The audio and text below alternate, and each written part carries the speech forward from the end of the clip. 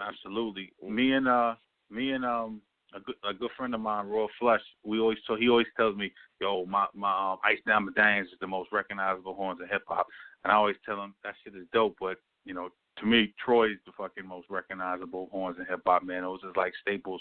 We heard the story about the making of that record. I want you to talk a little bit about Troy, because you said something crazy in that record, and it always resonated with me. T to the R to O-Y, how do you and I meet in front of Big Who's fighting in the street. Talk a little bit about Troy and his memory and how you guys became foes and friends at the same time. When I think about that, because me, I don't really talk much. You know what I'm saying? Mm-hmm. If you notice, I don't give a lot of interviews. I never did. I'm not a talker. I'm a doer.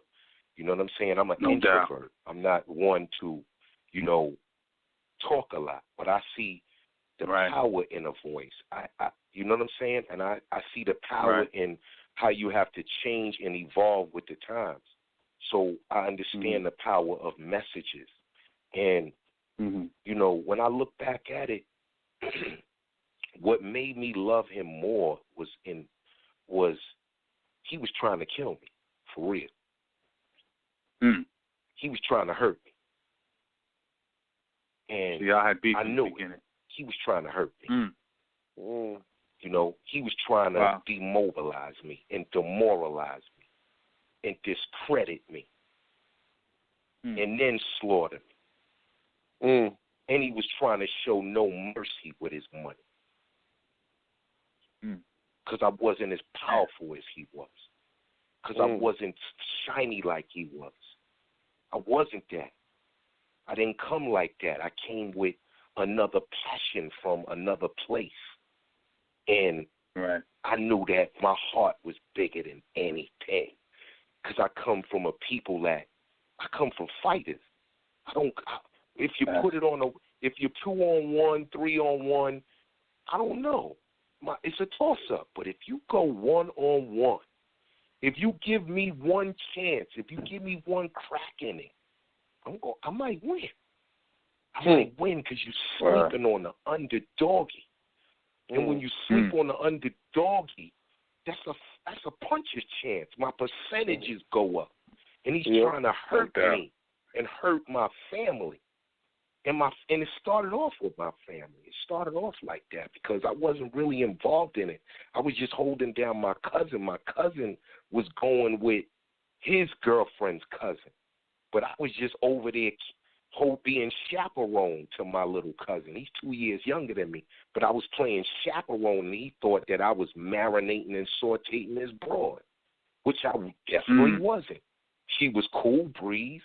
And I'm a charismatic figure. I love to joke around. I'm young. I'm 16. I'm going to joke around. She's young. I'm coming from a different place. My mother lived in Queens. I don't listen. I'm over here doing what I'm doing. I'm loving Mount Vernon.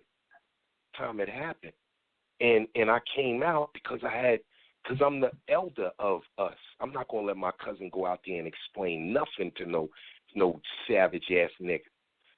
And I came out there and I thought we squashed it.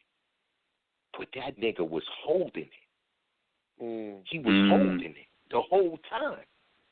And I'm saying that was the first sign of that Mount Vernon shit that I had to learn. Niggas hold it. So we held it. So I'm on the block. I got summer school. I'm in high school. This is how far we go back. This is why I love him with a passion. But I know the work. Right. Okay, I'm on the block. The block is bubbling. I come off the bus because you got to take a bus to and from summer school when you in high school. So the bus go right to the block, just like the bus go right to my house. Okay, so I get off on the block. I'm not going to my house. The block is bubbling. Here he come with his new Jordans, his new chunk. Them niggas is doing it. Them niggas is doing it. He's the champ. Them niggas is doing it. He was already heavy in them? And he was already heavy into it with a couple of videos, all that. So he came with people. Gotcha. They all chunky with the new shit on. I'm coming from summer school with my backpack. I got the backpack on. Backpack is the key.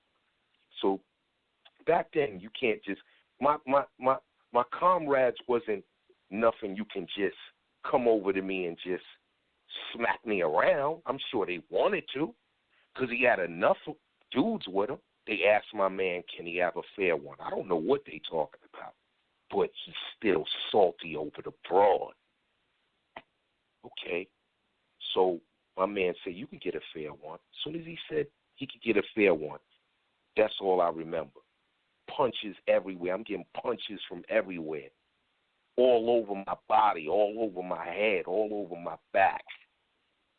Punches everywhere. Okay, so my comrades, they jump right on it, pull it off, you know. Okay, and now I'm dizzy. Now I'm fucked up and I'm bleeding. So my backpack is kind of lopsided. Don't let him leave here like that. Do what you do now. Show them. You're going to get a fair one now. So that gave me time to snap out of it. But I'm really fucked up. So I get out in the street. It's a nice crowd. No cars is coming. It's 3rd Street. No cars is coming. We in front of Big Lou's. Okay. The girls is following them. They screaming for him. They yelling for him. Okay, but I'm still fucked up. So we get it on. So, you know, he's not really doing nothing. And I'm trying to get my head clear. So the more my head get clear, the more I'm starting to sting his shit up. And I know it. And I remember this like yesterday. Because I know he can't deal with it because I'm left-handed. Nobody can deal. Everybody, when you're a young kid, you think right hand, right hand, right hand. But I'm going to come with the left hand. I'm going to come with an uppercut or a left hook or a straight left. You're not looking for that. You're not looking. So I'm setting up everything because I'm hungry, because I'm in the street, because that's all we got to play with. It's 5 minutes. You can get 5 minutes all day and all night. That's all I've been practicing is 5 minutes. He don't got 2 minutes in him. This ain't dancing. This is the dance. And we dancing. And we dancing. Now, it's starting to turn because I'm starting to get a rhythm of his shit. And as soon as I start getting a rhythm of his shit, he can't react to my shit because it's too much. All of a sudden, when I know that I can turn it, I get a punch in the back of my head. Damn. And it's his brother. So, you know, I'm hurt again. So they break it up again. You can't be doing that when my man is getting, because I remember my homie saying, you can't do that when it start turning like it's getting juicy already. And I'm thinking to myself, I'm hurt. But where the cars at? Where the cars to like give me some time out? Because he punched me real hard. He punched me real hard in my head. So I'm dazed. My man said, the next time you do that, you know, it's going to be a problem. So we set up again. We're fighting again. Damn, y'all going in. And now it's starting to turn. Now he think he could lift me up. As soon as he think he could lift me up, he fall right into my shit. Now I'm ready to do it. My knees are on his shoulders, and his head is right where I need it to be. Head again. Harder. All I know is I see his brother just falling to the ground. I don't know nothing. My man hit him in the mouth. He just fall to the ground, but his brother's not getting up. And then the fight is over because his brother's not getting up. Right. And then his brother was in trouble, and then we was all in trouble because his brother was in a coma, and I felt that it was a real beef. You know what I'm saying? Over the shit. You know what I'm saying? And his brother was in a coma, and nobody knowing what's going to happen. And then Hev pulled up on me on the block because, you know, I'm a young nigga. So what a young nigga going to do but go up on the block? I ain't hiding. You know what I'm saying? I'm not hiding. There's nowhere to hide. Everybody know what the fuck happened. So what is there to hide about? All of a sudden, have truck pull up on me. He said, get in. So I get in the car. So I was hesitant. Like, at first, I'm not going to lie to you, I was very hesitant. But I got in the car because he was like, he got angry with me that I was hesitant. He seen the hesitation. As soon as he seen that I was hesitant to get in his car, he went ballistic on me. Get in the car, man. Don't ever think that I would do that to you. And I turned around, and Troy's in the back seat. He said, I'm going to get this. He said, I'm going to get this over with right now. Wow. We brothers here.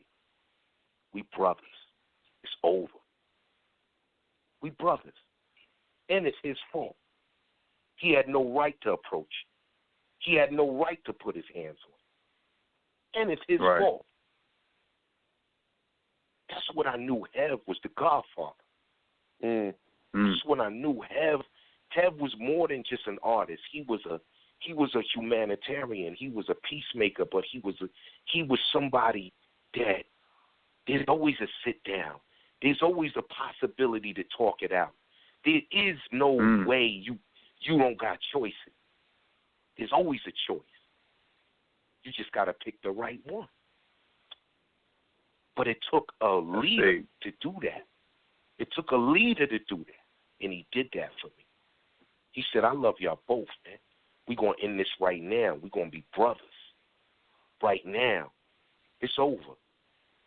Everything is over, and we're going to build from here.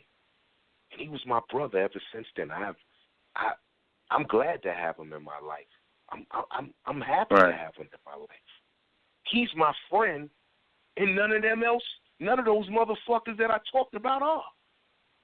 Yeah. Right. My angel. Y'all got close after that? Y'all got close? Yo, hear what I'm saying, what I'm telling you. Right. Of course. He's my angel. Right. He's my brother. No doubt. From then on, it's hugs. When he closed his eyes, I had no shame. I had no guilt. I love him. Right. And it wasn't nothing. It wasn't nothing I gotta make up. You know, when certain people die, they make shit up because they don't. The dead can't defend themselves. But he was my friend. Right. He was my friend. His people never came to me in the end and said, "Why are you making records about my son?" Because they know what it is. It's history.